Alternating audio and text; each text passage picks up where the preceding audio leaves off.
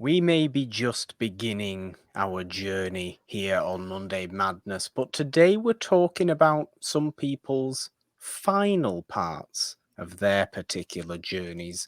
It's going to be exciting. We've got a whole bunch of fun stuff that we're talking about. New things to come in the worlds of movies and TV. Do we care about certain aspects of future big franchises? Possibly not, which is a weird thing to say, but you can be damn sure that at the end of this show, we also have a hell of a lot of fun trying to stump each other with more trivia-based, related things. It's exciting. 3 is the magic number. It's episode 3. Everybody knows that. Welcome to the madness, guys.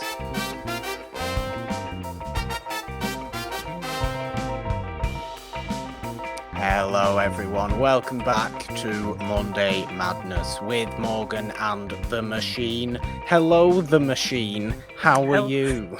Hello the Morgan, how are you? Can I be the Morgan now? Yes, That just makes me sound so fancy. Morgan. I'm happy about that. Jeannine, I have a cup of tea today for my drink. Where's your Starbucks cup from? Oh, I do. People might not know that I have...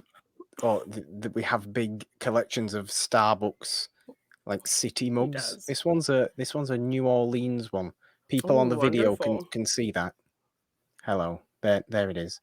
But yeah, I've pushed the boat out today with my drink. I've been starting by just having some water with recordings of Monday Madness. We'll build up to other things. I've already, just started. Whenever my friend comes over to hang out and we have like a friends kind of group hangout at my house, she always brings these Seagram's wine coolers every time. And nobody ever drinks them because they're just too sweet. So they just sit in my fridge for weeks and weeks. But I thought, what if I just zhuzh this up? Add a little pineapple. Yes. So I added a little pineapple rum. I added a little white rum. I added some lime juice. So it's a little better. It's taking down the sweetness a little bit. And this is supposed to be pina colada flavor, but I don't know if I've ever seen a blue pineapple or a blue coconut. So that tells you anything as to why nobody ever drinks these. And there's still 10 in my fridge. And this hangout was maybe like a month ago. But I wanted to just, be festive. Episode 3, I'm excited.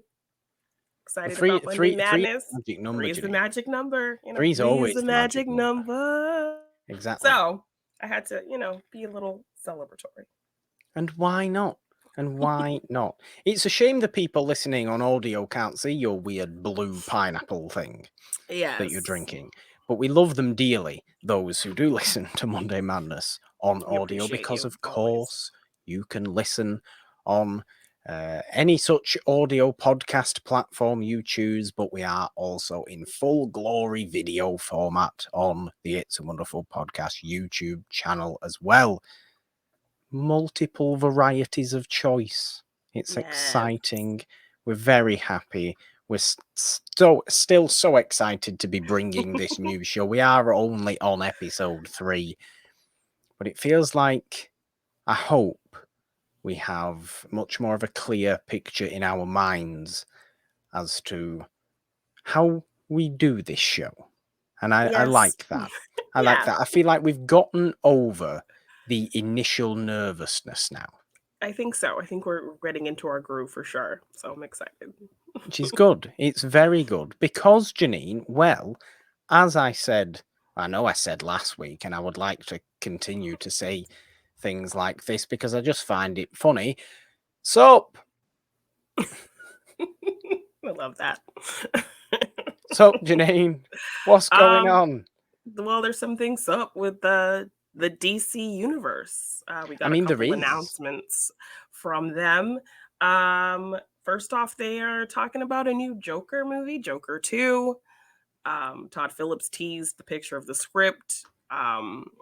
Joaquin Phoenix teased a picture of him reading the script. Joker is an actor reading a script. How intense. For a movie they are going to be in. Oh dear, it's a shocking piece of information. But while I thought Joker was a well-made film, a very interesting take on this character, this very iconic character, it's kind of one of those movies that you watch once, you get what you get out of it, and then you kind of never want to watch again. So it's kind of like, do I want to see a sequel of a movie that I kind of never want to watch again? Like, how do you feel about Joker 2? I mean, it was also like a really successful movie, Joker, wasn't it? Yes, it It made like was. did it make over $1 billion?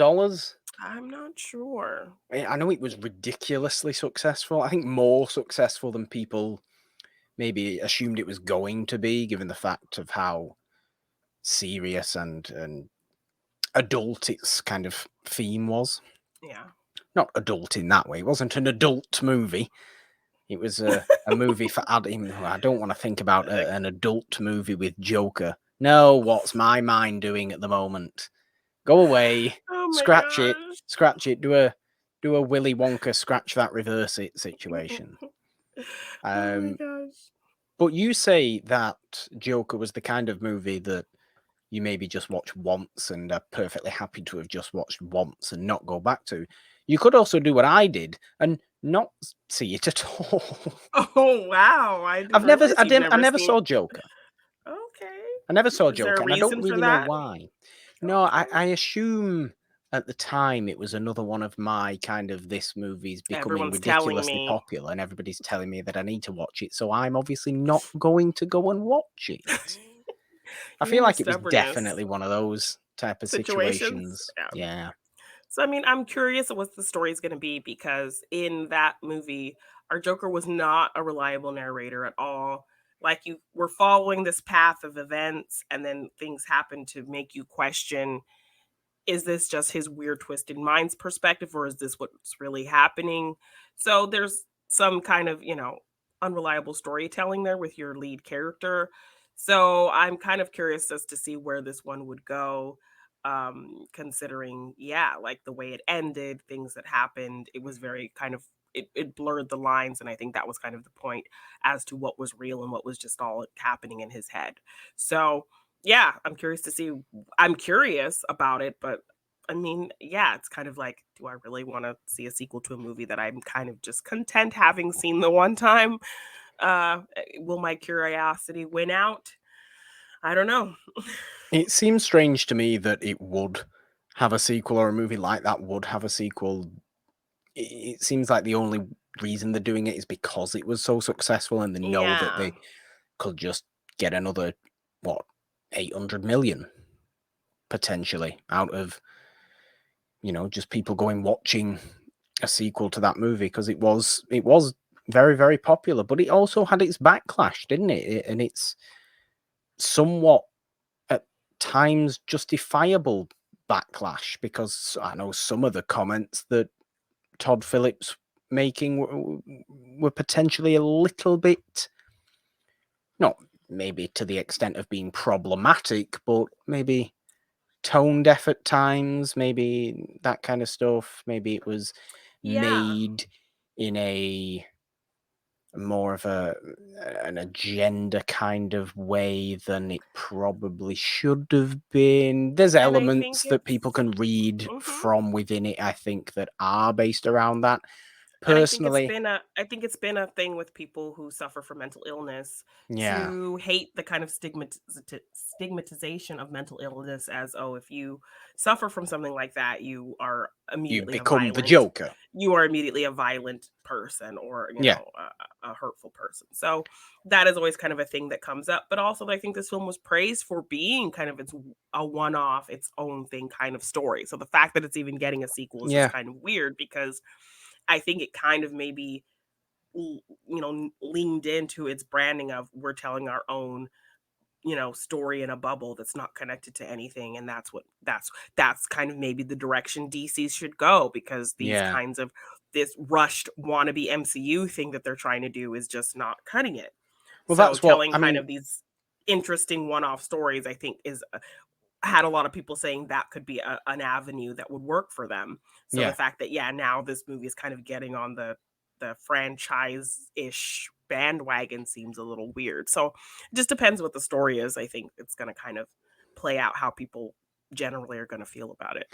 Yeah, I mean that standalone nature is what worked so well for the Batman Yeah. earlier this year, hasn't it? And yes, okay, that may turn into a series of movies, but that's still going to be a fairly contained, very Batman-centric universe, isn't it? You're not going to have him going off and doing other things with other heroes, as it were. It's going to be very Gotham, whatever, and keep that tone consistent within it. You would assume.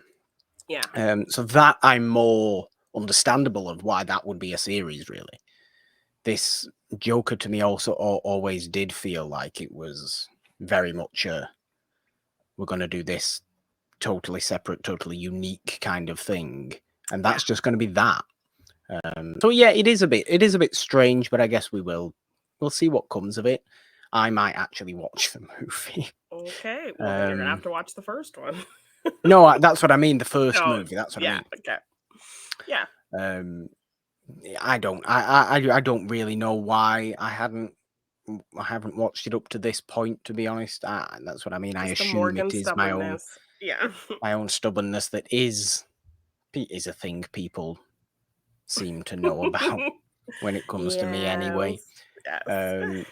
It's not the only bit of DC based news or supposed excitement that's come out in the past couple of weeks, though, because we also got that Black Adam trailer. We did, and I found myself not really being as excited as I wanted to be about it.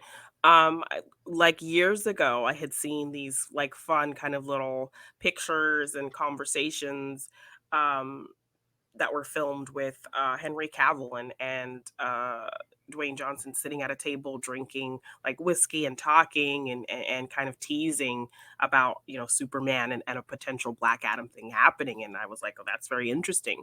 And I don't know a ton about the Black Adam character, but kind of seeing these two and seeing that world, and I feel I my heart always breaks for Henry Cavill. I think he was perfect casting for Superman, but they just did not do him justice. They did not give him, okay, he can be the sad, mopey, finding his way type Superman in Man of Steel, and then give him a pure sequel just for him where he can kind of turn into this kind of Boy Scout type version that we kind of know about the character, who's not so sad and mopey and conflicted and all of these things. Yes, he can still kind of deal with those things because obviously being a god in this world and people kind of idolizing you and trying to but like the inherent thing about that character is, he's a more positive figure. So the fact that he never really got his sequel and now he's just kind of been shelved since Justice League and all of this is just really like my heart breaks for him because he's loved this character. He has a dog named Cal, like he was so excited to play Superman. He was so excited to just get in there and they just really did him dirty. So to kind of build to a potential thing with him and The Rock, that would have been a really cool aspect. But the DC EU is just so kind of weird right now. And it didn't really pull me in. And like, I don't know if, Rock is trying to go for this anti hero thing or if he's going to try to be pure villain. Like, I don't know. I don't really see him maybe pulling that off, or I don't know if it's going to be a Thanos thing where it's like a interesting villain where you see his perspective. But I'm just not super hyped about it. I don't know.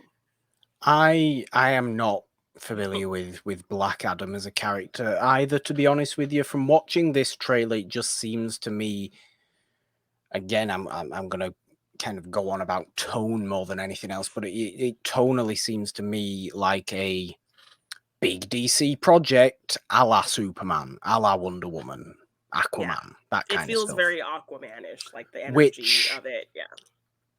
I believe should not be a focus. I believe that whole journey with those characters came absolutely fine when you got Snyder's Justice League, the actual full Snyder version of it that was supposed to happen anyway.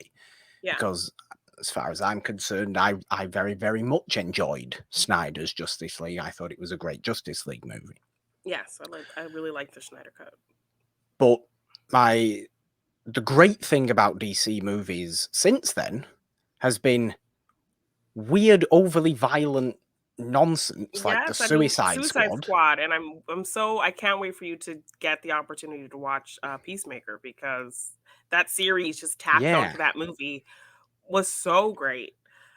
And look, I'm a big fan of Birds of Prey as well. I know not Me everybody too. I loved Birds loved of Birds of Prey, Prey. Yeah. but I was a big fan of Birds of Prey. So the smaller streetwise people who aren't and unfortunately DC is based around gods and humans. Yes. And their relationship with each other, really, isn't it?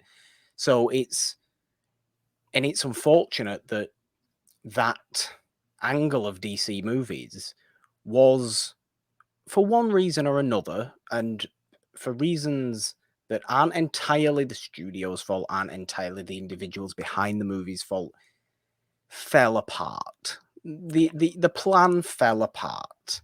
There's many different reasons why, far too many that we don't need to get into here now, that a lot of people know enough about and enough of the reasons why.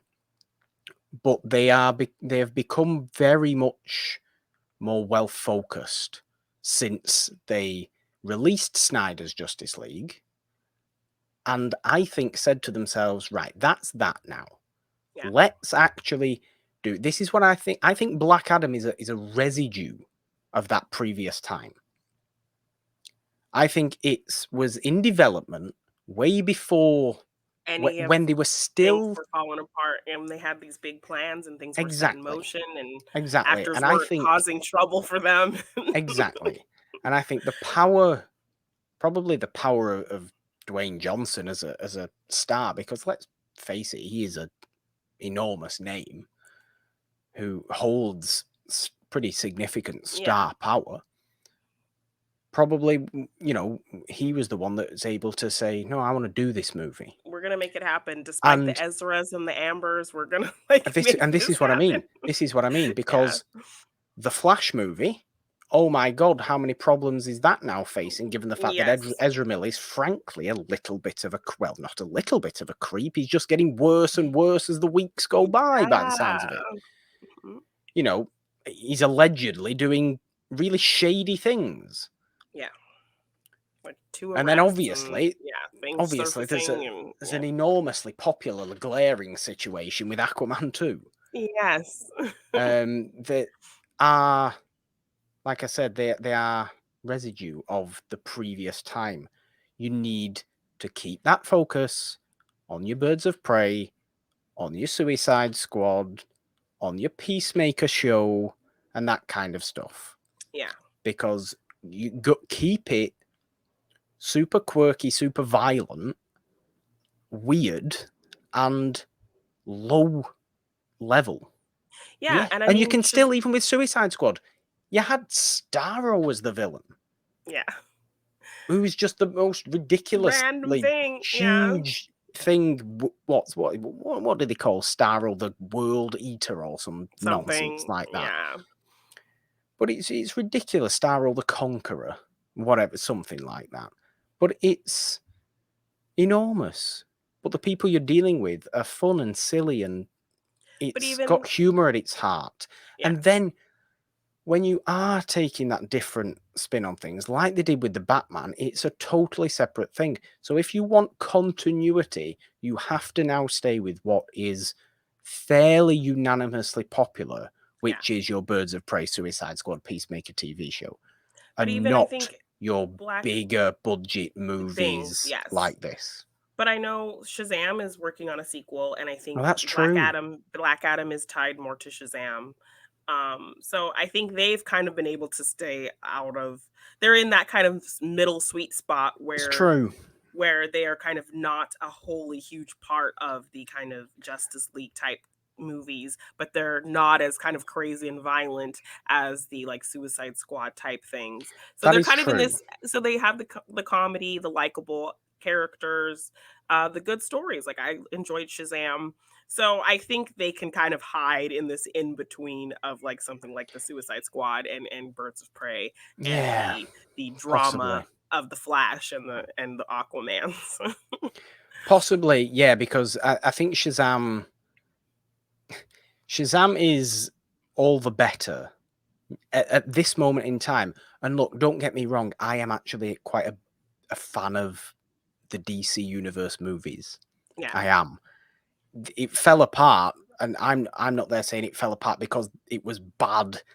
It fell apart because of production decisions. Yes, it fell apart because they were trying to be the MCU and were trying to walk before they could even crawl type situation. Had they taken their time with it, I think it could have been great, but they just rushed the process. But this is what I'm saying. I'm someone who enjoys those movies. I'm someone who owns those movies. I really do enjoy them. The good thing about Shazam is like you've said, that Shazam wasn't in Justice League, and Snyder's Justice League just very much felt like an end point. It felt like we're putting this out to try and justify the poor decisions we've made. Yeah. And it worked for near enough everybody that saw it. Yes. It was, everybody kind of liked it. Or if they didn't like it, they certainly agreed it was a far better product than the Justice League movie that was originally put out. Yeah. Which is very, very true.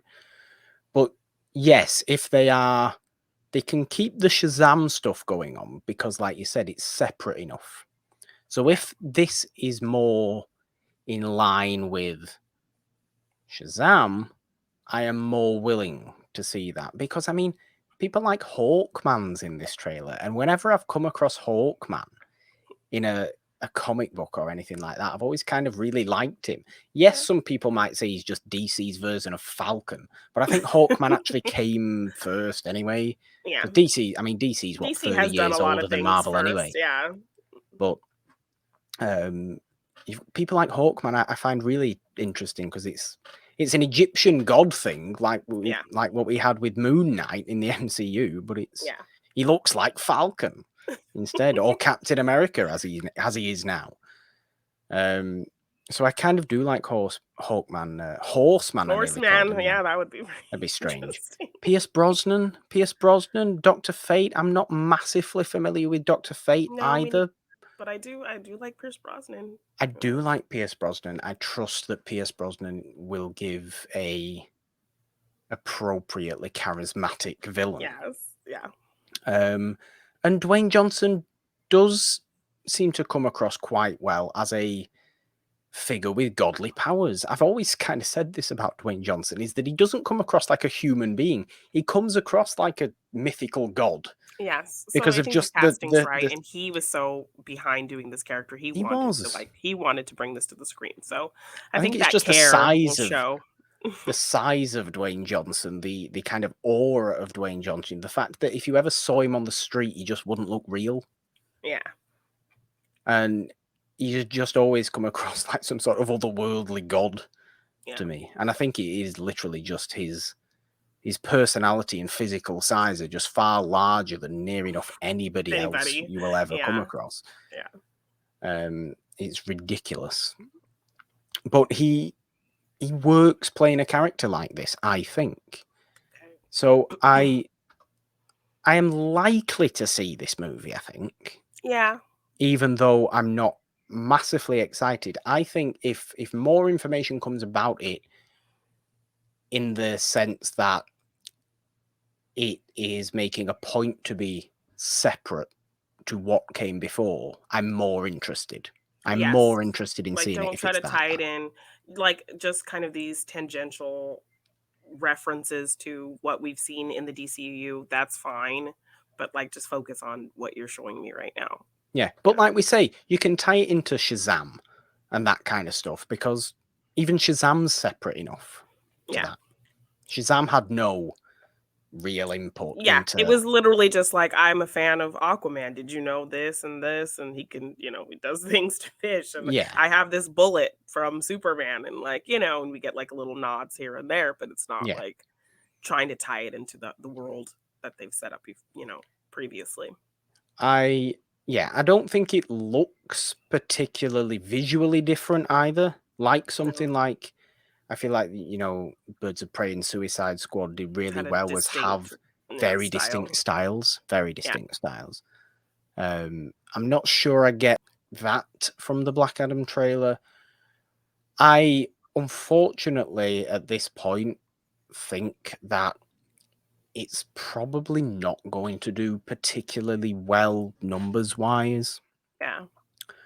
But I certainly hope it's a good movie. I always hope DC movies are good movies because I really like DC. They have a treasure trove of amazing characters, so I really like DC. There's just the production decisions that they made in that first 5 years where they were trying to do things has set them back probably 20 years. Yes, they just rushed competition things and didn't take their time to build. They were like, "Oh, MCU's doing this, let's do this." Like, no, you're not there yet. Like, take your time, and you will.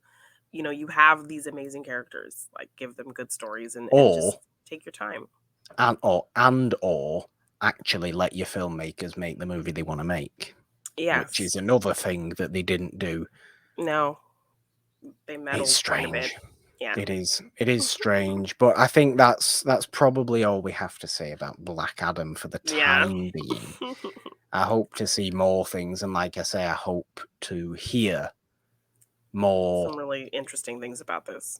More interesting things, more positively separate things about it.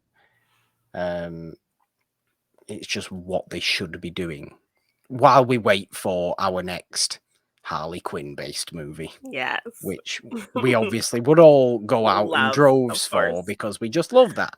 We do. And we do love that. What about some other things, Jeannine, that have happened, that have come out news-wise? We did get a little teaser for a Tim Burton-helmed Wednesday Addams show. Yes, on Netflix.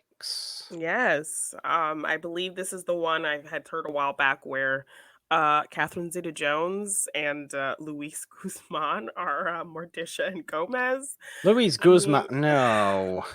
Luis Guzman, look. Oh dear. Why?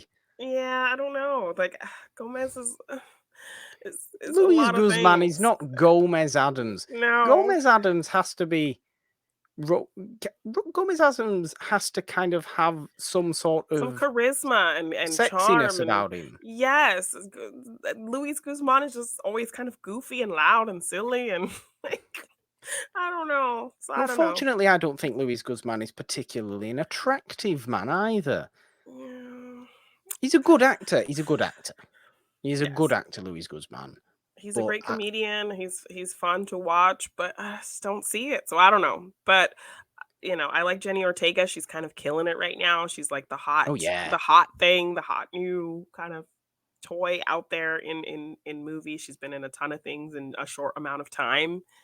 So I'm kind of excited about that. I also, I have a little special story about meeting the original Wednesday Addams from the TV series, Lisa Loring. Well, are we going to hear that story now? Sure. Okay. So I got the opportunity to go to Ghostbusters Fan Fest a few years ago. I believe it was 2019. They had a whole kind of event happening on the Sony backlot, and they had like the cast there, the people who did the special effects, the stunt people, actors. Ivan Reitman was there, Paul Feig was there, Jason Reitman was there. Interviews with the animated series cast. It was a great event, and I got to go as press and cover it. So there was this like kind of green room back area where people could go in. There was like, sandwiches there. There was a fridge and, just like all the kind of talent was just mingling back there. And since I had like the little special badge, I could just go in and out of there. And I just kind of was people watching. And it's nice to be at events when you have a little special badge, isn't it? Yes. And I was there, in a professional aspect, so I didn't want to like go up and ask people for pictures and autographs and be weird. And and there were a bunch of like tables set up of like, maybe more B-list actors, TV actors who you kind of have seen in things, but like you never really remember their name. Like I literally saw a booth with the guy who played the warden in Shawshank Redemption. So like him. He's still alive. Him. Yes, you've seen him in several things, but do you really remember his name? I do remember his name. What was his name? Bob Gunton. Bob Gunton. That's his name. Good job, Morgan. Good job, Morgan. So yeah, like people like that. Lou Ferrigno had a table set up. So that was kind of the energy. And then obviously like Ghostbusters people were set up inside. So just a bunch of random people. So mingling around this little green room area. So I went in there to get a water. And I see this like tiny little woman. She has a walker. She's maybe like late 60s. She has a big cast boot on her foot. It is a very warm day. And she's just like, oh gosh, I'm so hot. Like, I just need a cup of ice. Oh, I feel like I'm going to faint. I just need some ice. And like, she's kind of just talking to herself and just kind of looking around. And then I'm like, oh, let me see if I can find a worker. But I don't know if she heard me or knew I was kind of talking to her. And I see her kind of just go off to the bathroom. So I find a worker and I'm like, hey, do you happen to know where I can find some ice? And they're like, oh, check this fridge right here. So I look, I find some ice in there. I make a little cup. And I proceed to go to the bathroom where she is. You know, as I'm going to the bathroom, Paul Feig is just standing right in the doorway of the bathroom having a conversation with someone. I'm just like, what's happening right now? Paul Feig, what the heck? So I go in the bathroom. I see her walker kind of in the stall. So I'm like, okay, I know she's right there. So I just patiently like set the water down on the counter and just wait for her to come out. And she comes out and I'm like, oh, I got some ice for you. And she's like, for me? I'm like, yes. I heard you saying, you needed some ice. I asked somebody and I got some ice for you. And she's like, oh my gosh, that is so sweet. Thank you so much. I was dying out there. Oh, that is so very sweet of you. And she's like, walk with me. And I'm like, okay.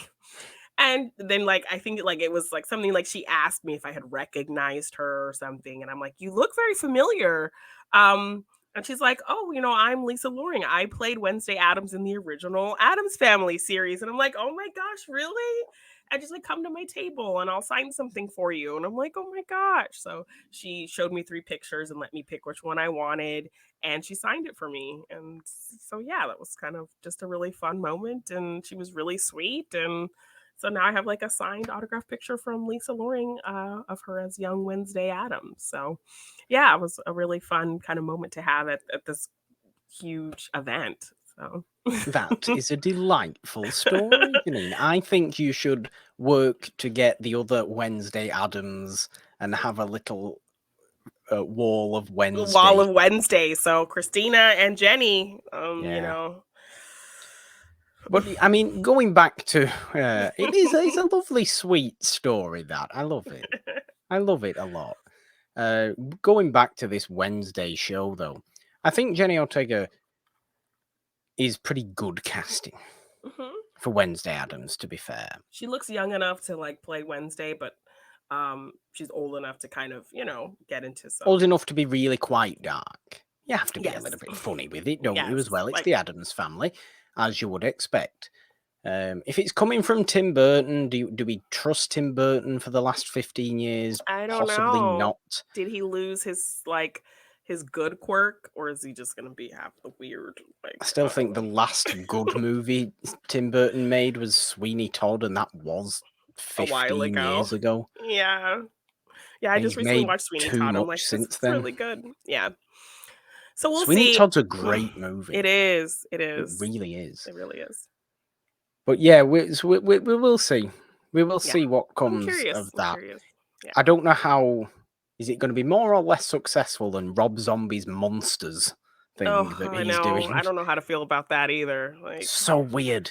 Yeah. So weird to put those two Rob Zombie and that kind of light-hearted version of Monsters.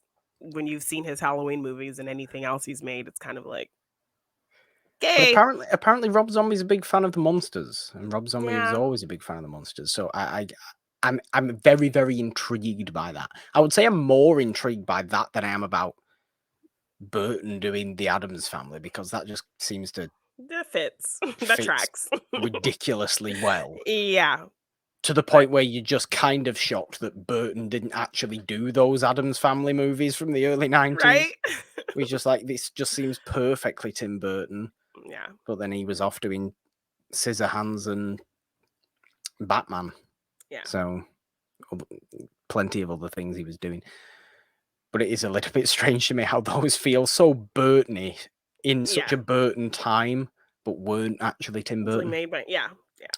And I'm a big fan of those Addams Family movies from the early They're 90s so as well. fun. I Like am. Christina Ricci, she was amazing as Wednesday Addams. Like, and she was actually like a kid, kind of tapping Yeah. into these really dark kind of ideas. So, Yeah. yeah, I'm curious about the show. I think it's a good fit for Tim Burton. I think maybe this will be kind of something that gets him back into the vibe that we like from him. That's not kind of difficult to watch, like your Dark Shadows and your Everything else. Alice in Through the Wonderland. Looking Glass type thing. So we'll see. Yeah.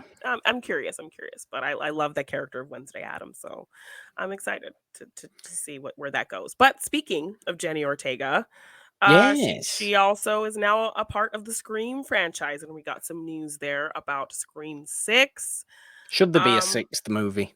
Yeah, No, I mean, not really. No, we don't. As a We don't fan of need Scream, it. as a huge ginormous Scream fan, I am excited for Scream in any kind of iteration. But I think I'm like most of the fandom right now. We are a little bit heartbroken because news did break that Neve Campbell will not be returning, and I think the frustrating thing about that is it has nothing to do with scripts or story or how her character was being used or how much she's in the movie. It's literally about money. They weren't paying her what she felt like she was worth, and so that's kind of where the conversations fell apart. And so that's really disappointing because you would think, Scream 5 was pretty successful. She kind of Scream was the house that Neve and Wes built. So the fact Yes. that like they can't pay her what she's worth, I don't know if it's just kind of budgetary things or whatever, but like even if she's in it for a short amount of time, she deserves what she is asking for, whatever she's asking for, because you wouldn't have any of this without her. She is kind of like, the final girl to really put a shining light on the concept of the final girl, because the final girl idea came out of a really kind of negative idea about women. Um, uh, it came out of that first kind of survivor from Texas Chainsaw, this kind of Yes. scared person who runs away, and she kind of her people like her and Nancy and characters like that really. But we've gotten to see her do that more than we've seen Heather Langenkamp be the final girl. So Maybe not she's a more great than we've seen Jamie Lee or Laurie Strode be the final girl. I mean, she's kind of true. gone far beyond that now with Yes, the newer Halloween movies. She's the final grandma now. So not just the final grandma, she's also now all of a sudden the crazy grandma. Yeah. And also I still wonder what the hell happened at the end of Halloween Kills. That movie I do. I don't want to talk about that. It's just very frustrating. But am I gonna go and see Halloween Ends in October? You can be damn sure I am. I'm gonna see 100%. But yeah, it's just kind of heartbreaking for fans to know that she's not going to be a part of it. But we're still curious to see where the story goes, and I'm holding out hope that like maybe they'll see the fan reaction, maybe they'll be like, and maybe the studio will be like, you know what? Let's give Neve what she wants. We need her in this movie. And I think I've heard like a lot about the original script had her involved pretty significantly. So if it's literally just a dispute about money, I think that is something that potentially you can cross your fingers for and hold out that maybe, I mean, maybe they will see and be able to change that. So it's not like a script issue. It's not her participation issue. It's literally money. And that, studios have money to fix these things. So I'm holding out hope that maybe something will turn around. Maybe it's a whole Andrew Garfield, let's just tell some little tales and keep our secrets type situation. Be in it, and then so, you actually are going to be in it. I'm holding out a slight bit of hope that maybe they can work it out. But as of right now, the only original cast member coming back is Courtney Cox. And we are getting word that it's not going to be David Arquette, is it? Obviously not. But we also are getting Scream 4's Kirby, Hayden Panettiere's character, coming back. Okay. And we are, Scream takes Manhattan because it is going to be set in New York. So. Oh no. We also have Dermot Mulroney joining the cast. He's going to be a cop who's dealing with this whole situation. So that's kind of the Scream news that we've gotten thus far about Scream 6. So look, I know you're an enormous fan of Scream. I am also a fan. Wholly optimistic about anything Scream. I am also a fan of Scream. I will have to be the reasonable voice in the room, I'm afraid. when you start talking about Scream Takes Manhattan, you're getting into stupid territory. Well, that's not what it's called. I literally just said that. I know that. I don't think they're gonna. I don't think it's gonna be Jason Takes Manhattan. But But this is it's what I'm going to be saying. set in New York, taking it out of Woodsboro. So But this is what I mean. Don't take a ghost face out of Woodsboro. Don't take Michael Myers out of Haddonfield. I mean, don't take Jason out of Crystal Lake, because when you took Jason out of Crystal Lake, it became stupid. Jason X was pretty fun. Rubbish, Jeannine. Nonsense. Jason X was fun. But I mean, Scream 2 did not take place in Woodsboro. Technically, Scream 3 was still in California, but it did not take place in Woodsboro. Okay, fine. But you're taking it to a completely different setting. But I think it makes sense for why Gail would be there, because, she is hosting her show in New York. So, I don't know. We'll see. I suppose. Don't jump the gun on judging the decisions. I literally, since I pitched it to you in a ridiculous titling of Scream Takes Manhattan, I think that literally just put it in your brain about just ridiculous. Anything that follows with Takes Manhattan is just kind of ridiculous. Muppets Take Manhattan. Not the Muppets Take Manhattan. Jason Takes Manhattan, like all of that. So yes, it will take place in New York. Dylan McDermott, new character, or Dermot Mulroney. Dermot Mulroney. Dylan McDermott and Dermot Mulroney. Those two guys are just. It's Dermot. Dermot Mulroney will be a new cop character in this movie. It sounds like last week with me in Resident Evil and Underworld. Yes, those two. Just the same Dylan people. McDermott stuff. So Dermot McStuff. Dermot McStuff. It works.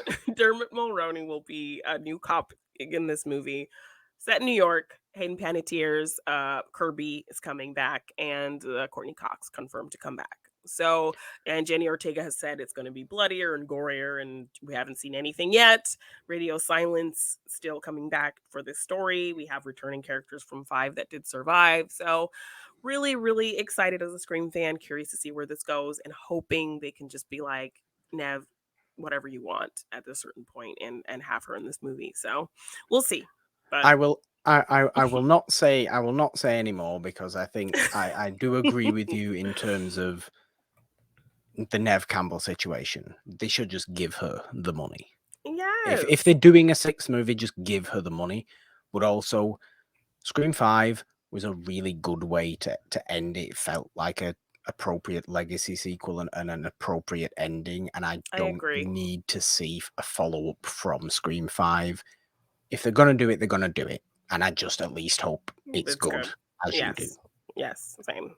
So yeah, again, I don't think it's needed, but as a Scream fan, I'm like, always more Scream just makes me smile. Like 4 didn't do so well, I get that. so it kind of killed that idea, but seeing 5 do well was kind of like, I was really just like proud of the series and excited for this series, and seeing that people are kind of like seeing how great it is and what it did for horror, and it's just the best. So more Scream, bring it on, and we'll see. It's a little bit. It's a little bit like me with Halloween. Like, yeah, the Halloween Kills was really stupid at the end, but like I'm all in for Halloween ends. Yes, yeah. You know, I am. I'm very curious to see what they do with this. Like, I'm just craziness, Jeannine. Yes. But, well, I think it's about time we get into a main discussion on this week's Monday Madness, Jeannine, because that's, I think, all we have to talk about semi-topical things that are happening. But we are, as I introduced this show with, we are just beginning our journey with Monday Madness, but we, this week, wanted to talk about certain people's final stages of their journeys, certain notable final performances is what we are going to talk about in our Let's Talk segment, our main discussion. Jeannine, do you want to just alternate our people? Yes, we can do that. But first, I just kind of want to talk about what inspired this idea for this topic, so it just doesn't feel completely random. And also shout out an amazing YouTube channel you should check out, Be Kind Rewind. Yes. I love her channel. She does these great video essays. Yeah, she does these great video essays on old Hollywood, and it's actually given us great ideas for movies to do on the show, and has opened up a discovery for us. She talks about, kind of actors and their journey to their Oscars, and she talked about like the Betty Davis and Joan Crawford feud, and so she does these great old Hollywood kind of video essays. And she did one on this film called The Misfits, which was Marilyn Monroe and Clark Gable's final film. So it was kind of a really beautiful kind of, look into that film, and how Marilyn's been depicted in this kind of movie, being her trying to break out of this kind of sex pot thing that was kind of put upon her. And the movie kind of ends with this beautiful final line of her kind of asking Clark Gable, like, how do you find your way in the dark? And he's telling her, just follow this star and you'll find your way. And it's just kind of like this really weird, poignant, beautiful moment of these two actors who are completely iconic. Their last film together, their last scene together, their last film together. And it just got me thinking about, other actors and their final performances before they pass, and the last thing they did in their craft. And so it just gave me this idea to want to talk about actors and their final performances. So that's kind of what Yes. sparked the idea, was her channel and her great video essay on the movie The Misfits, which I hope we can probably cover at some point on the main show, because I had never seen that movie. I'd never even heard or knew that was both of their final films. So I would really like to cover that on the main show. I've never seen The Misfits either. yeah. So yeah, I definitely would like to cover it on the main show. She's a phenomenal YouTube channel. I can't speak highly enough of Be Kind Rewind. I've not quite come across a old Hollywood aficionado on YouTube that's as well researched, as kind of well produced, Yeah. and just interesting. She finds really interesting topics or angles of topics. Yeah. It's very, very good. Something I've been doing quite a lot recently as well, and do go back to every so often as well, just to get my fix on old Hollywood, is to watch old interviews of the Dick Cavett show with old stars. I just love doing that because they're like an hour long. Yeah. And I find, like, the other day I watched Betty Davis's, or one of Betty Davis's. It was just fascinating to listen to, and you just get stuff like that. Yeah. Watching old stars give really in-depth, fun, entertaining talk show appearances, because talk shows just are nothing these days, are they? Really, you don't get anything from talk shows these days. You barely talk on a talk show these days. But that is literally fun, in-depth interviews that you just can put on, and you learn so much from. So I love doing that. That's just another thing that I would implore people to do if they just want to learn about some insights into very, very big names from old Hollywood, is go and watch that particularly the Dick Cavett show that I just find on YouTube. I find him a ridiculously great host. No, that's a fun idea. Like I like kind of doing that too, going down that wormhole of just like old interviews, and particularly with older actors, because like we never really get to see kind of the human side of them. We kind of know them as these icons. So I think that would be a really fun thing to do. Yeah, it definitely is. But I think we have 2 each, Jeannine. Yes, I think you probably picked more kind of classic Little bit. actors in the Misfits vein than I did. Little bit. Yes. But yes, But, who wants to go first? I should say before we actually start that Vincent Price is not one of mine, oh, wow. because Edward Scissorhands isn't actually Vincent Price's last role. Oh. And it's not even his last live action role. There's a movie that came out later, or like a couple of years later, I think in 92. He died in 93. Edward Scissorhands was 90. I think there's a movie that came out in 92 that he was actually in. So unfortunately, Edward Scissorhands is not Vincent Price's last role, but I think it is in everyone's hearts. Yes. So I just had to bring that up, even though it's not one of my choices. I think everything we've chosen are things we've covered on our shows. if not the main show on more he Possibly. hasn't seen. So Yeah, I think they yeah. are. Would you like to go first, Jeannine? Sure. So my first pick is Paul Walker in Fast 7. Um, I I'm not knew singing the stupid, annoying song. I know, but you were even touched by that moment. I was, yes. This was definitely one of the series where I had to drag you kicking and screaming into you just had kind of this idea put up in your brain of what these movies were, and I had to change. It was my mission to change that. But yeah, like I saw him in early things. Like he was in this like Disney movie called Meet the Deedles, where he was like him and his brother, and they were like surfer dudes, and it was like, he had like a small part in Pleasantville, and he was just like the cute Yeah. boy, not a very like strong actor or anything like that. But then he like found this niche with the Fast movies, and like that just fit what he could do and his style, and he was great in those movies. He found something that he could excel in and be strong in and be a star in. And he was so likable and kind, and he was just great in those movies, and he did a lot of the action, and he kind of became this great action star and built up this amazing kind of franchise that was seemingly like the most ridiculous thing, but he kind of made it feel very grounded. So that seventh movie, and I remember where I was when I heard that he had passed away. I remember I was working at a retirement home, and it was like the lunch shift had just finished, so we had the radio on, and we had the radio station playing, and when it cut to commercial and it came back to the whatever station we were listening to, they reported that Paul Walker had died in this car accident, and I just remember being so sad and shocked, and I knew like they were in the middle of making this big movie and all of this stuff, and it was just very sad. So kind of seeing the final movie, seeing what went into it, what he was able to do in what they had with him, how they were able to kind of tie it all off and give him this beautiful send off, and it made like what could have been this kind of goofy, ridiculous movie a really kind of beautiful moment, and a great celebration of what he was able to do with like this kind of what could have been a ridiculous bomb of a franchise that turned into this really just cool, fun,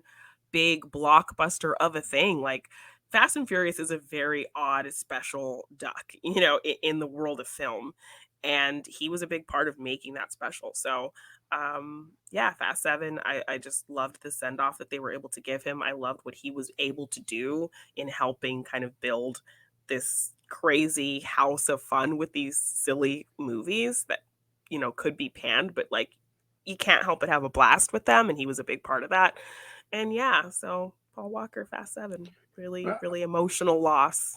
100%. Look, I do agree. I think, again, I this is my stubbornness showing again. Is I think I remember first really hearing everybody talk about the Fast and Furious movies, because my history with kind of loving movies was I had to teach myself. I am not in a family of movie Who lovers. loves movies, yeah. I am not. So I come onto certain things quite late, but then I find what I like, don't I? And that's why I always bang on about the same kind of things. I do.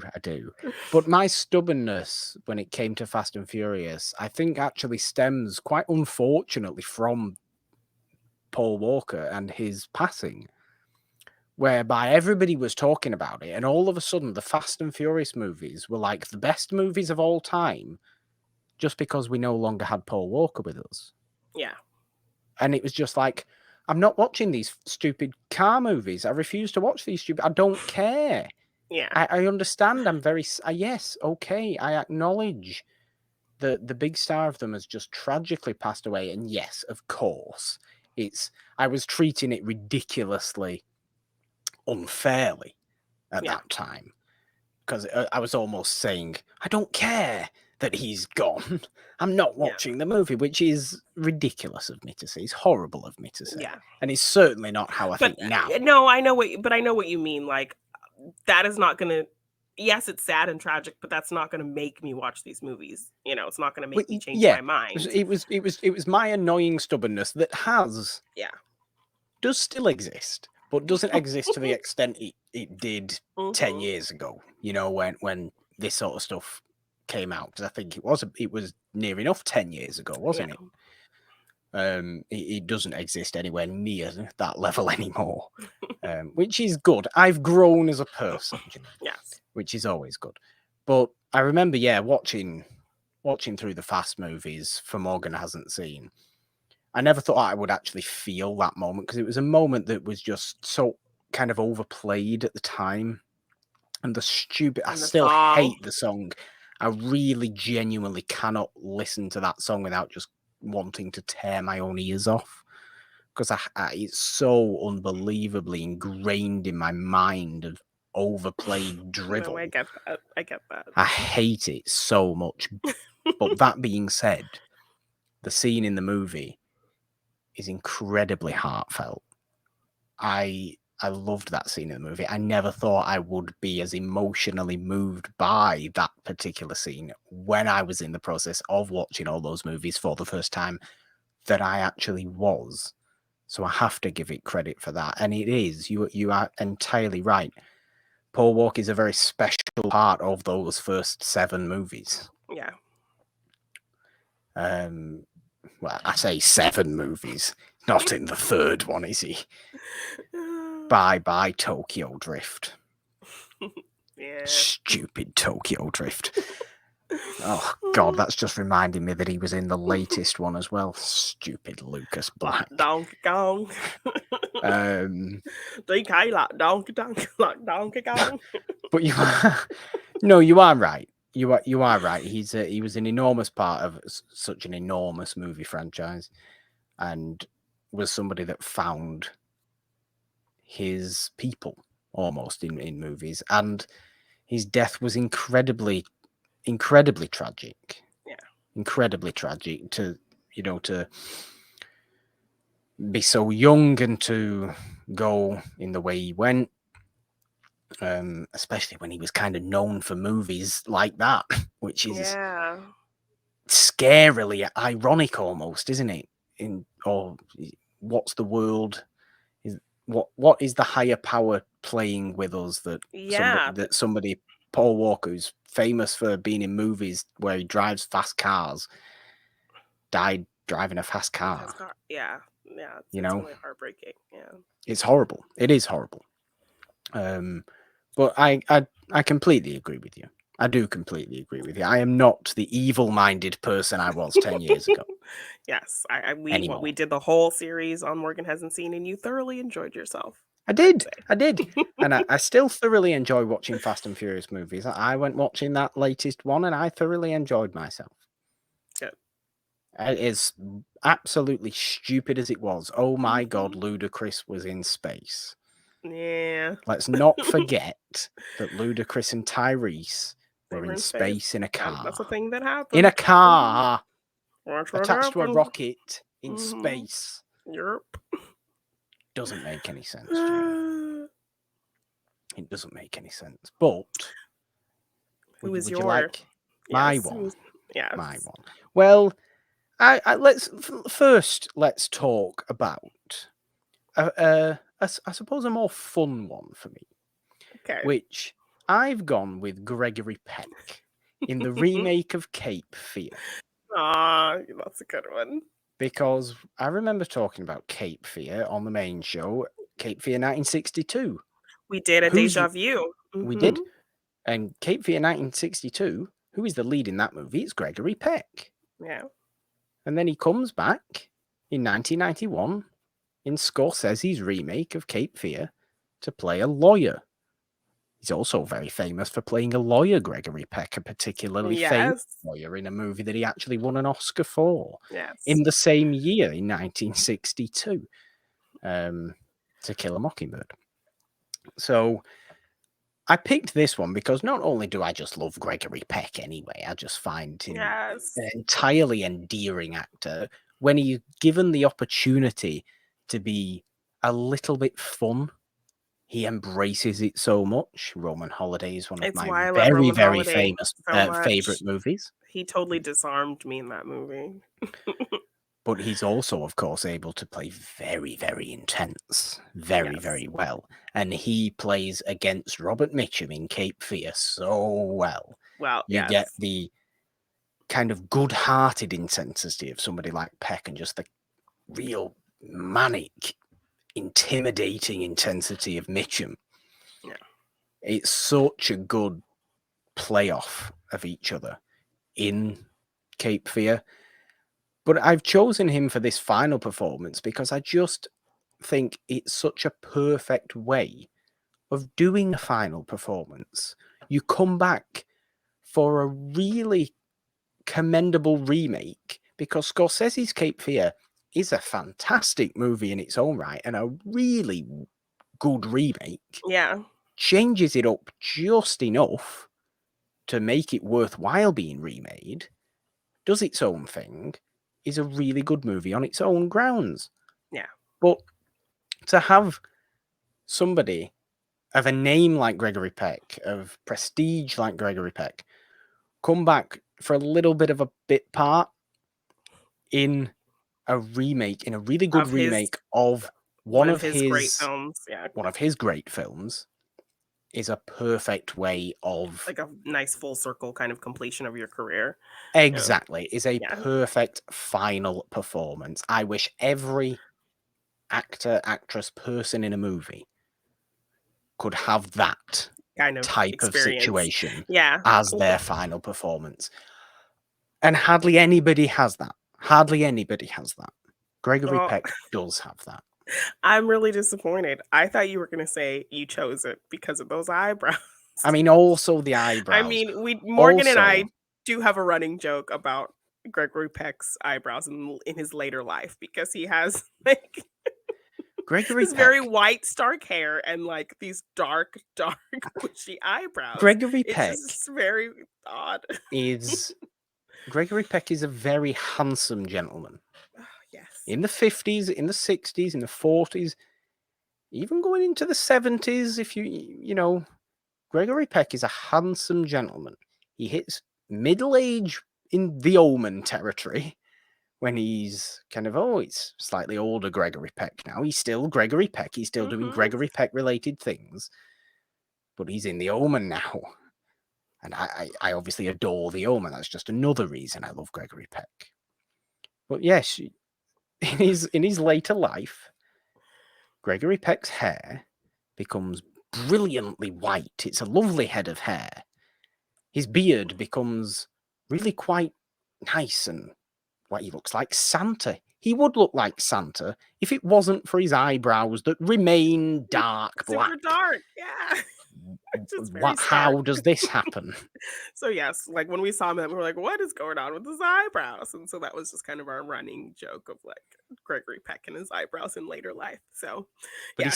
he still holds the power in that one scene in the Cape Fear remake as well. He does. Yes, it's just a beautiful, definitely a great pick, full circle kind of career moment. I think. Yes, that is exactly why I had to bring that up. Exactly why. Yes. So my second one is Anton Yelchin in Thoroughbreds, a movie we did actually cover, I believe, on the show as well. Yes, we did. Chekhov. Yes. Just really, really another shocking loss. Just a freak accident.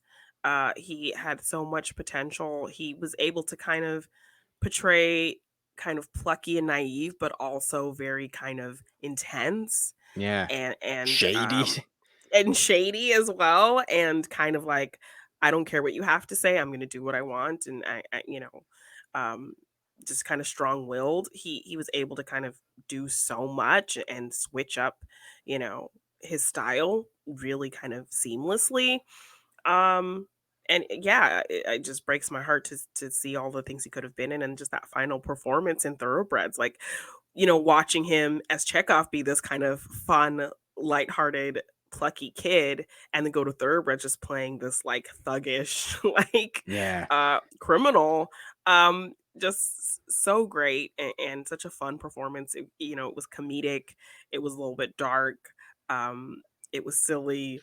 a little bit violent, and yeah, like he was able to kind of combine all of these things in this kind of little bit of a performance in Thoroughbred. So yeah, just a tough loss, and it just was, seeing that kind of final performance from him was just a reminder of what we will not get to see from him. So Yeah, and a reminder of, it's an example of the range he had as an actor, yeah. and it shows us, it absolutely shows us what we could have got. And you are picking people who died tragically, Jeannine, I as know. opposed to just Yes. people who died fairly naturally. Yes. Which Cars, is cars involved. Like I didn't even think about that. I'm surprised you've not gone with James Dean I in a mean, similar I light. could have. Yeah. You could have done. Yeah.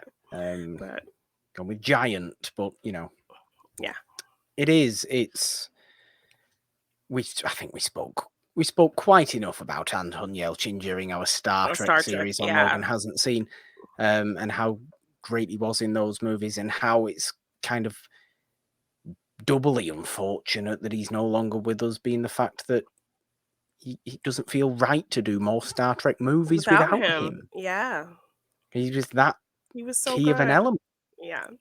And yeah, just to kind of see the contrast between that character and what he was able to do in Thoroughbreds. I Yeah, think, yeah, just speaks to how great he is. So great, how yeah. great he was. So And he was, and it yeah. wasn't a long career. He didn't do many No, movies. but like even Charlie Bartlett, like that was kind of his first big thing, and he was fairly young doing that, and he was able to play kind of this kind of king of the school type, king of the high school type character who could get people what they needed, and you know, kind of dealing with, you know, very kind of messed up people around him, and trying to figure things out, but still being kind of this confident, cocky character, and to be able to pull something like that off, and carry a whole film, you know, at a young age, just kind of laid the groundwork for what he was going to do later on. And yeah, so just very sad that we can't get more amazing performances from him, but what he left behind in that final performance in Thoroughbreds definitely sealed him as a great actor. So I big loss, big definitely loss. agree with that. 100% agree with that, Jeannine. I think to round out our discussion on great final performances. And final performances, well, this one in particular, Jeannine, this is a Oh, final this is a performance. good cap off. I think. This might be the best final. I mean, I'm Yeah, being a no, bit extreme no, potentially with it. I potentially agree with you. Just what it meant, and the setting and For the what it movie. meant on screen and off screen, Yes. and to the individuals who were also involved, this is a final performance like very little other. Yeah. Very little other. It's Spencer Tracy in Guess Who's Coming to Dinner. Yeah. Guess Who's Coming to Dinner is one of my very favorite movies. It's a That's a great simple film. movie, Hmm. but it might come under question for being not as direct as it could have been, or not as kind of. I think the romantic relationship Sidney Poitier in that movie, Catherine Ross in that movie, could be shown as more romantic.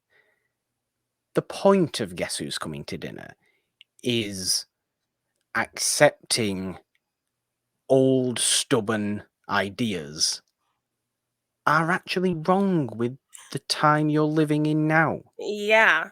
So like, yeah, I think that in general, I think that movie could have done a better job of like showing us that this love is worth everything they're gonna take on.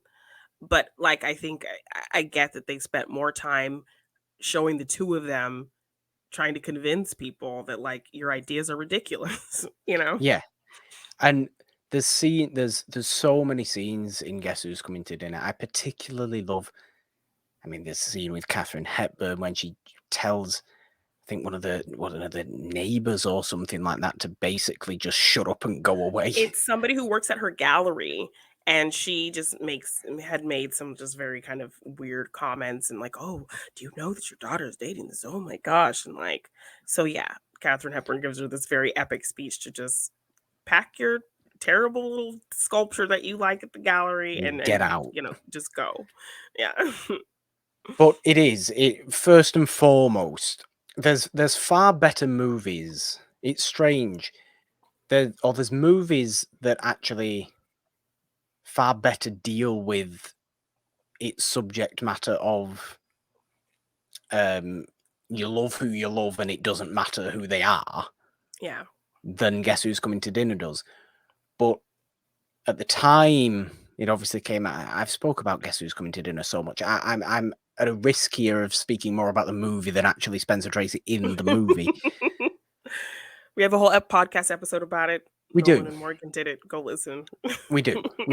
I just think it's special for the time it came out, and I always focus more on it now whenever I watch it as being a look at ourselves and what actually matters. Yeah. Should be at the forefront, not our own potential personal judgments. Yes, and he's kind of the one that brings everything that's been said and every argument that's been made, and in that final speech, he kind of brings every argument that the parents have had with their kids and that the parents have had, the conversations they've had with each other throughout this whole kind of tumultuous day. He kind of brings all of that all together in this speech of kind of just putting a final point on everything that's been kind of said. It is one of the great emotional movie monologues. I think that entire film, Spencer Tracy and Katharine Hepburn in many, many movies together are just unbelievably captivating as a couple. Yes, and their kind of secret, non-secret love story and love affair. And, her watching him in that moment, you felt like it wasn't the character. You felt like it was Katharine watching Spencer. Exactly. Knowing that he was dying, knowing that he was sick. Exactly. You're saying all my points. I'm sorry. Sorry. I just love it so much too. I know you do. I do not condemn you for saying all my points, but you are saying all my points. No, in so many movies, we obviously are captivated by Spencer Tracy and Katharine Hepburn. This is their final movie together, as you say. Their off-screen romance. Spencer was married. Katharine wasn't, but they kept this decades-long love affair going with each other, because the tragic thing about it all is that if you watch interviews with Katharine Hepburn, I think she actually says this on one of those Dick Cavett interviews, was that she never believed Spencer Tracy actually loved her, but she knew she loved him. So she just kind of dealt with, he's married, but I love him, so I'm going to get what I can get. It was... That's heartbreaking. It is heartbreaking. It's my favorite. They're my favorite old Hollywood couple, but they never were an official couple. Yeah. But they're 100% my favorite old Hollywood couple.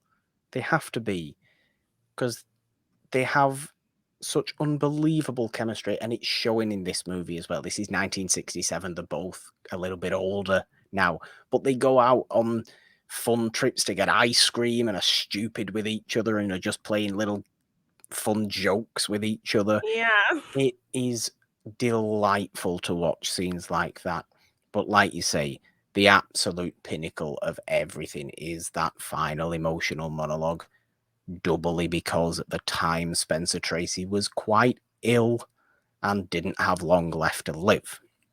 Yeah. And Katharine Hepburn knew this when he's delivering this huge big speech about love and life and all these enormous concepts that just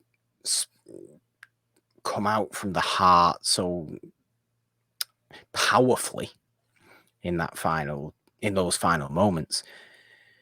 And the focus shot of that entire scene is past Spencer Tracy, looking into Katharine Hepburn's incredibly tearful eyes. And like you say, that is not the character being emotional to the other character. That's Catherine listening to Spencer. At that point, there ain't no acting being done. No. And that's what makes that final performance from Spencer Tracy so unbelievably special to me. Guess Who's Coming to Dinner's a special movie anyway. Oh, yes. It's a more impactful movie for the time it came out. Like I said, there is movies that have dealt with its subject matter in a more direct fashion, in a better, I think, a better take on it. But you have to commend Guess Who's Coming to Dinner for what it does do. Yes. I think there's even better Sidney Poitier movies that kind of deal with race relations way better than Guess Who's Coming to Dinner does. But what Guess Who's Coming to Dinner does, what Guess Who's Coming to Dinner does, like I say, is teach us to overcome any ridiculous judgment we may have for no reason. Yeah. Because we just realize that, wait a minute, what the hell is it my business to say these two people are happy with each other? How is it affecting me? How is it affecting me? Yeah. You know? And that's a very, very important message. And that's the message I take most now watching from Guess Who's Coming to Dinner. And so the fact that he was able to kind of give this beautiful speech. Yes, Spencer is the key component of that career. Message. Yes, he kind of brings it all together at the end. You know, so he's just so good. He's unbelievable. He's a fantastic actor anyway. He's in so many great movies, many of them with Catherine. But that one was the first movie I ever saw them both in. Yeah. So it means a hell of a lot to me. It's also the first movie I ever saw of Poitier, and we all know how much I love Poitier as well. Guess Who's Coming to Dinner is a gateway movie for Morgan, so it does mean quite a lot. Yes. I can't. I I get emotional thinking about it now because to know that he was actually dying when he was very, very ill when he was doing that is horrible. It's not the same as my choice for Gregory Peck, who had a few years left to live yet, and he was just doing it for the fun. Yeah. But yes, there we go, Jeannine. Actors' final movies. Yes. So, you know, we can be a little more happy with some fun and games. Morgan. Yes, it's fun and games time. That was quickly a moving segue, on. I'm sorry. Quickly moving on from the misery of what I was just talking about. But no, I say misery, but it's just emotional and it means a lot, you know? Yes. It means a lot. I hope I apologize for cutting you off as well, but you were saying all of my points and I wanted to say them myself. It was my pick. I was so excited. I know. We both think very similarly about that movie, Jeannine, don't we? So it makes perfect sense, I think. But we do have some fun and games to play, Jeannine. Some final related fun and games, as that's what we're talking about. Yes. Like we say, we might be at the beginning of our journey with Monday Madness, but we have been talking finality today, and potentially also before we were talking about finality within DC movies, because really sure, and finality within Scream movies. Finality has been all over this episode. But for our fun and games to end today's Monday Madness, Jeannine, we have each 5 final lines from movies. Yes. Don't we? Yes, we do. That we are going to give to each other, and we have to figure out which movie they are from. I won significantly last week in Fun and Games. You did. Who won the first week? I forget who won the first week. I mean, I think we both were able to figure out. It's fairly even. No, well, I don't know if there was one of mine you couldn't figure out, one of my 6 degrees. Well, I don't remember. But I'm pretty sure I got both. I mean, my first Star Wars one was a little slow. Oh, no, I think we did. Yeah, I You think had I a hard just time needed getting to my D. clues. Wallace one, I or did. I I don't know. needed clues. That's why. I Yes. got So them. I remember getting them in the end, but I felt like I lost the first week 6 degrees. yes. But I definitely won last week. Who will win this week? We'll With see. our final movie lines. Like I say, we both have 5. Jeannine, would you like to go first? Sure, I will go first. My first. We're going to have to say them not in an Not in impression of any the kind of line as well, aren't tone. we? No, I know it's gonna be difficult. It's always difficult to do. So my final line from a movie, first one is, "So long, partner." So long, partner. Oh, so long, partner is it's Toy Story 3. That is correct. Yes, it is. Yes, It's Woody in Toy Story 3. When Andy leaves all the toys with Bonnie, and Woody says Yes. goodbye. Yeah. Again, a movie that should have been the final movie of its franchise. I mean, Toy Story 4 tied up Woody's Never saw story. it. Never saw it. I think Woody, because Woody is the anchor of the series, he needed a tie-in, kind of ending his story, and they did a good job, I think, of tying up Woody's story. And we get Keanu Reeves in it, so I mean, Keanu Reeves is in it, yes, but I Kaboom. never saw. I never saw Toy Story 4. I was just perfectly happy with the ending being Toy Story 3. I get it. 100% get it. Well, Jeannine, my first one. It's so difficult not to do impressions. What should I use as my first one? Let's use that as my first one. Well, nobody's perfect. Oh, it's a famous last line, Jeannine. Oh. Well, nobody's perfect. I could do an impression, but I don't know if the impression would give it away more or make me just sound like a bit strange. Ooh. Is it from Some Like It Hot? It is, Jeannine. Applause. Applause. Well, nobody's perfect. Jack Lemmon takes his wig off and he says, "I'm a man, Osgood." And Osgood says, "Well, nobody's perfect." Yes. Great movie. Oh, I'm due a rewatch of Some Like It Hot, Jeannine. Yes. Tony Curtis doing stupid impressions of Cary Grant in that movie as well. I've only seen it once a long time ago, so I don't. I vaguely kind of remembered that. Like, please tell me you remember Tony Curtis doing stupid impressions of Cary Grant. Yes. It's phenomenal. Yes. All right. Well done. 1-1. Okay, your second final line from a movie. I can't imagine why. I can't imagine why. Oh God, I don't. Oh dear, this one's gonna stump me. Final line of a movie. I can't imagine why. Oh. Oh, it's a Jeannine movie, isn't it? No. You know what? Everybody knows what I mean when I say it's not a Jeannine movie. It's an everybody movie. It's an everybody movie, baby. For some, I can't imagine why. I don't know. It's not the right answer, I don't think. My mind, for some reason, is going to something like Clueless. And I'm correct. I can't get any better. Is it something like that? Nope, definitely not. It's something you covered on the show on It's a Wonderful Podcast with Nolan. Really? What is it? Jaws.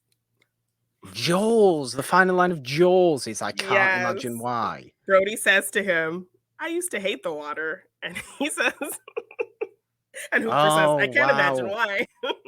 After they just killed the shark. Fair enough. Enough. It's not Clueless. Definitely not Clueless. I was feeling it was some sort of like narration in Clueless, where it was just like, "Well, here's my story. What do you think of that? You think it was weird? I can't imagine why." Like that sort of thing. Jaws, fair enough. Okay, Jeannine. Okay. Can Jeannine get herself into the lead with... Hang on, lads. I've got a great idea. Okay, if this is what I think I only know this because you told me about this, and like I had never seen this movie, Possibly. but you told me about this. I'm pretty sure it's The Italian Job, the Oh, Michael I've Caine ruined version. it. Yes, well done. Applause. Well done, Because you Jeannine. told me how that movie ended, and I was like, that seems like such a fun ending. Yes, and it's stuck in my mind. You know what, lads gave it away there. Yeah, I think so. Stupid Michael Caine. Yes. Well done, Jeannine. Michael Caine. You are well done. Caine. It is The Italian Job. Okay, my third one. This just might be my masterpiece. That's Inglourious Bastards. Yes. And how difficult was that for you to not do the impression? I know. Please do the impression. Please do the impression. I can't. No, please do the impression. Really, I can't really do Appalachian Brad Pitt. No, I can't. This might just be my masterpiece. And you like has some grizzle in there too. Like, yeah, I can't do it. Oh, it's great. I've not seen Inglourious Bastards for ages either, actually. Thinking about that. Is that 2 all? Yeah. No. But I'm still behind. Yes, that's 2 all, but you still advance. You still have the advantage. Yes. Oh, I mean this. Okay. I'm having an old friend for dinner. Silence of the Lambs. Yeah. That's a good one. I went obvious. It's a great final line. It is. It's a great final line. Maybe I was being too easy on you. Oh no. I mean, I tried to pick things that you would have seen because I know, like, and I could have picked a bunch of stuff. I'm like, okay, my next one. Yeah, I need to get this. The Stuff That Dreams Are Made Of. Oh God. Oh God. Oh no. Oh no. Oh, this is a Morgan movie as well. This is the stuff that dreams are made of. It's Bogart. It's Bogart. Oh, God. It's Maltese Falcon. Correct. It is, yes. It's like, if you don't get this, also an episode of the show you did with Nolan. I know, but I've watched a lot of Bogart movies recently. And I was trying to figure out which Bogart movie it was. I could hear Bogart's voice just... Oh, God, don't say Casablanca. It's definitely not Casablanca. Is it Key Largo? It's not Key Largo. No. Is it The Big Sleep? It's not The Big Sleep. Oh, yes. Oh, and an incredible movie, The Maltese Falcon. Have you just got 1 left then? I do. Is that 3 all, but you have 2 left and I have 1 left? Yes. Oh, okay. I've missed none. No. Okay. I mean, this is an obvious one as well, I think. I guess it is. Why, she wouldn't even harm a fly. Oh my gosh, Morgan, really? Well, yes, but I wanted to be obvious. I wanted to not... I felt horrible for you not getting any questions right last week. I know.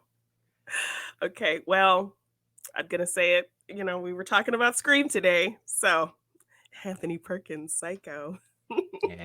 Yes. Well done. As Billy Loomis would say. Well done.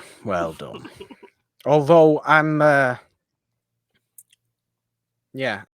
hope I have a good one for the last one. Okay. You are firmly in the advantage now.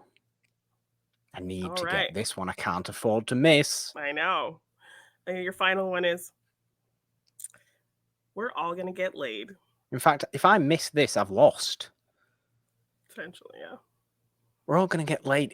Is Caddyshack. Correct. Of course it is.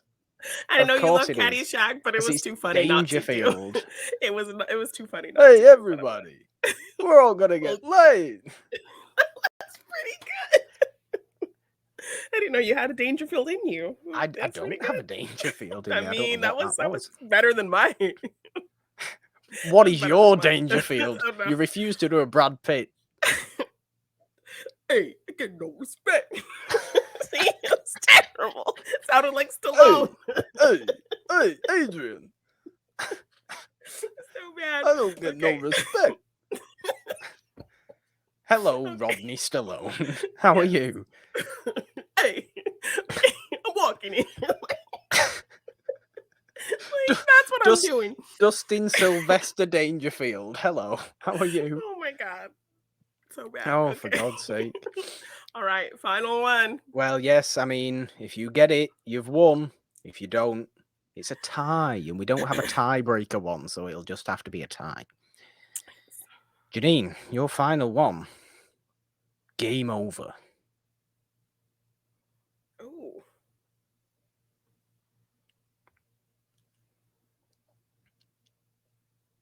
Game over. Game over. Pretty significant final, impactful line. That feels like it could be so many things. It does, but it isn't. It isn't so many things.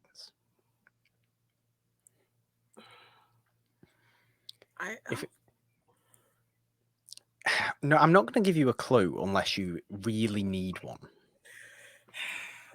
But I didn't give you clues. That's not fair. No, there's been no clues, to be fair. There's been no clues. I don't know. I'm just... what? It feels like I know, but I don't know. Like, it feels like it's super obvious, but... You'll know it. You'll know it, 100%. Because now I just have the other game over in my head, but it's not that. Damn it, Bill Paxton. Get out of my head. He died well before the end of that movie, so it's not... No, it's the very end of the movie. Yes, I know. Some would say, no, I'm not going to give you any clues. No, I don't have a... I don't know. So, game over is the final line of Soul. Oh... Yes. Okay. Game over. Smack with the door. Scream music. It's all great. I was going to start doing the theme tune, and then I was just like, well, that's going to make it obvious. A tie, Jeannine. A 4-all tie. Yes. I missed Jaws. You missed Saw. Which is more egregious? I know. Probably Movies Jaws. With W's and S's. Movies with W's and S's in the title. Well, Morgan. Yes. just to close out the show, nobody's ahead. I think we got a little cocky with how well we were doing getting into our third show. Yes. That we might have missed something that I noticed. We missed something. What did we miss? You were doing a pretty good job of setting a nice little background theme for our show.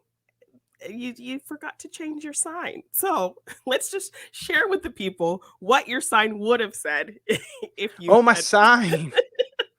If you had changed it. Oh, dear. The sign still says the same thing as last week. Yes. Stupid sign. I thought I'd done something horribly wrong with the actual but it's like video, we got a little cocky about, oh yeah, we found our groove. We're into this. We are professionals. And then I kind of like gradually, as we were talking, I'm like, oh, the sign is still the same from last week. Stupid sign. We were doing good with our little Easter egg kind of background thing. Yeah. So what would the sign what would have said if you I don't know. Had a to go with today's theme? I don't know. I really don't know, actually. I've no idea. It takes me ages to think about some and then you also kind of have to figure out what letters you have as exactly. Well. It's awkward sometimes. I really don't know what it would have said. Okay. I really don't know what it would have said. We'll probably something along the lines of Peck's bushy brows. Yeah, that would work. That'd have worked. Do you have enough B's for that? There's only 2 B's necessary for bushy brows. It's the S's that would be the problem, I think. Yeah. Peck's bushy brows. Have to use a 2 and a Z and like get creative. Yeah, and a probably. 5 and a... Well, I think, is that going to do it for this episode of Monday Madness? I think it is. What fun we have had today. Emotional times. Interesting discussions. We've discovered that we're now 1-1 and 1 as a tie for fun and games. So yes, nobody's winning fun and games at the moment. We'll keep that scorecard going, though. Okay. Yeah. I think we'll keep that scorecard going just to see who's in the lead on our fun games. I enjoy the games. I enjoy the trivia at the end. fun things, enjoyable things, Jeannine. Monday Madness. This is episode 3. It is not the only show we have on this podcast feed, nor is it the only thing we have on the It's a Wonderful Podcast YouTube channel. Because on this YouTube channel, we also have the watch-alongs, the live discussions, other fun videos as well. Please subscribe and ding your notification bells if you are watching the full glory version of Monday Madness on YouTube. If you are listening to us on any one of the podcast feeds, you know full well that's where we mainly live. This show on a Monday, Morgan Hasn't Seen on a Wednesday, and the main show, It's a Wonderful Podcast, on a Friday, where we celebrate those wonderful old movies. Monday, Wednesday, Friday, we have you covered on the It's a Wonderful Podcast feed on Anchor, Apple Podcasts, Spotify, Stitcher, Google Podcasts, Castbox, Amazon Music, and everywhere else. If you are watching, you have seen at the bottom of the screen, we also have the Patreon. It's a Wonderful Podcast on Patreon. There is a link in the description to that.